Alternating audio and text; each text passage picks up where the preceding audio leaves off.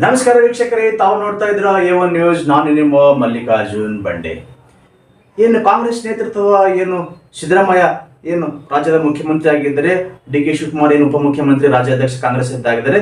ಈ ಒಂದು ಸರ್ಕಾರದಲ್ಲಿ ಏನು ಬೀದರ್ ಜಿಲ್ಲೆ ಬಸವ ಕಲ್ಯಾಣ ತಾಲೂಕಿಗೆ ಏನು ಡಬಲ್ ಏನು ಧಮಾಕ ಸಹ ಒಂದು ಒದಗಿದೆ ಎಂದು ಹೇಳ್ಬೋದು.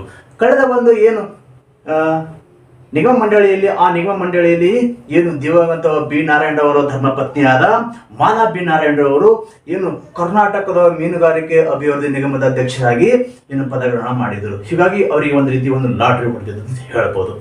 ಅದೇ ರೀತಿಯಾಗಿ ಈಗ ಏನು ಕಾಂಗ್ರೆಸ್ ಪಕ್ಷದ ಏನು ಹಿರಿಯ ಮುಖಂಡರಾದ ಹಾಗೂ ಮಲ್ಲಿಕಾರ್ಜುನ ಖರ್ಗೆ ಅವರ ಪರಮಾಪ್ತದಲ್ಲಿ ಏನು ಗುರುತಿಸಿಕೊಂಡು ಇವತ್ತು ಏನು ಕಾಡ ಅಂತೀವಿ, ಅಚ್ಚುಕಟ್ಟ ಏನು ನೀರಾವರಿ ಏನು ಬೀಗುಡಿ ಏನು ಕಚೇರಿ ಇದೆ, ಆ ಒಂದು ಏನು ಕಾಡದ ಅಧ್ಯಕ್ಷರಾಗಿ ಇವತ್ತು ಬಾಬು ನಾಯಕ್ ಅವರು ಆಯ್ಕೆಯಾಗಿದ್ದು ನೋಡಿದರೆ, ಬಸವ ಕಲ್ಯಾಣ ಏನು ಶರಣನಾಡು ಇವತ್ತು ಇಷ್ಟೊಂದು ಶಕ್ತಿಶಾಲಿ ಆಗಿ ಈ ಭೂಮಿ ಇದೆ ಎಂಬುದು ಇವತ್ತ ಎರಡು ನಿಗಮ ಮಂಡಳಿಯಲ್ಲಿ ಇವತ್ತ ಅಧಿಕಾರ ವಹಿಸಿಕೊಂಡಿದ್ದಾರೆ. ಹೀಗಾಗಿ ಒಂದು ಬಸವ ಕಲ್ಯಾಣ ನಗರದ ಒಂದು ಡಬಲ್ ಧಮಾಕನೆ ಸಹ ಒದಗಿದೆ ಎಂದು ಹೇಳಬಹುದು.